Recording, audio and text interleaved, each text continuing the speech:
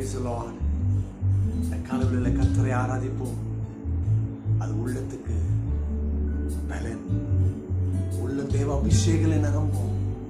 ஓ நன்றி, நன்றி அப்பா. வாரும் தூய ஆவியானவரே, வாசம் செய்யும். வாரும் தூய ஆவியே, பிரசன்னத்தை வாஞ்சிக்கின்றோம். வல்லமையால் என்னை நிறைத்து நீ ஆளுகை செய்யும். மாறும் தூய ஆவியே, பிரசன்னத்தை வாஞ்சிக்கின்றோம்.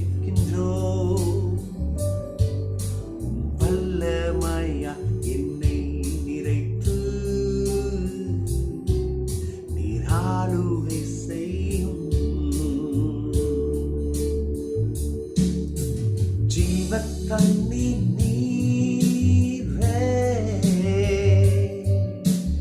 ஆதம் தீக்கும் ஊற்று,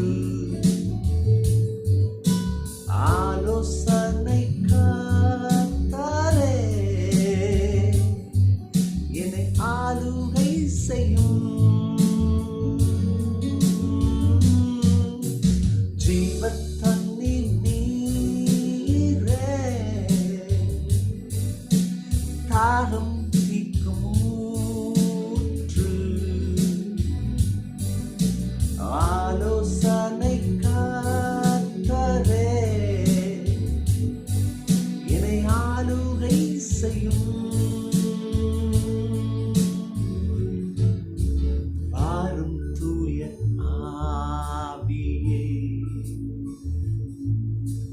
பிரசன்னத்தை வாஞ்சிக்கின்றோ.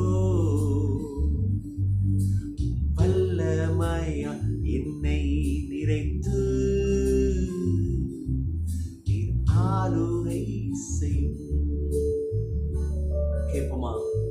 தூய ஆவியானவரே, நீர் வாரும் அப்பா. உங்க பிரசனத்துலதான் என்னுடைய முகவரியே இருக்கிறது.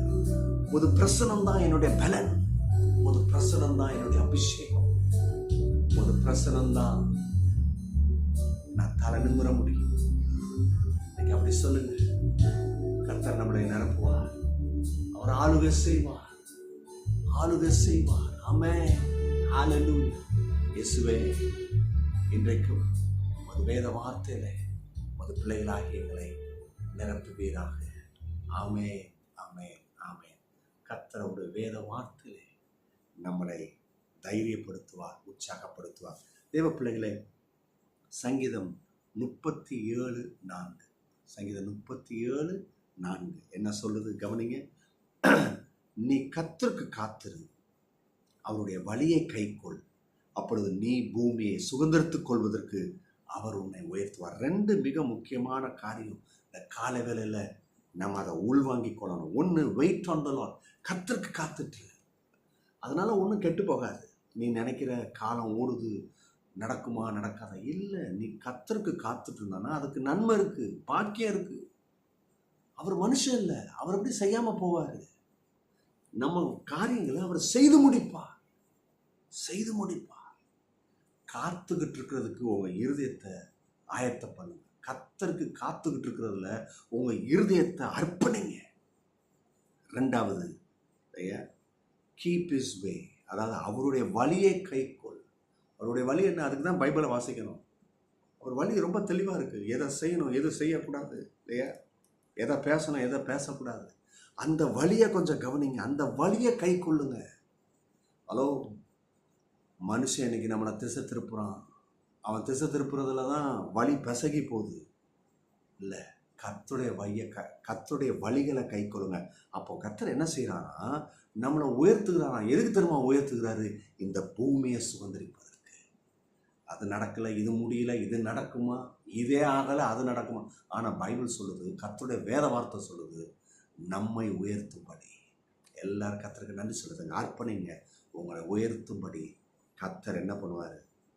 பூமியை சுதந்திரிக்கும்படி உயர்த்துவார். God bless you. Bye bye.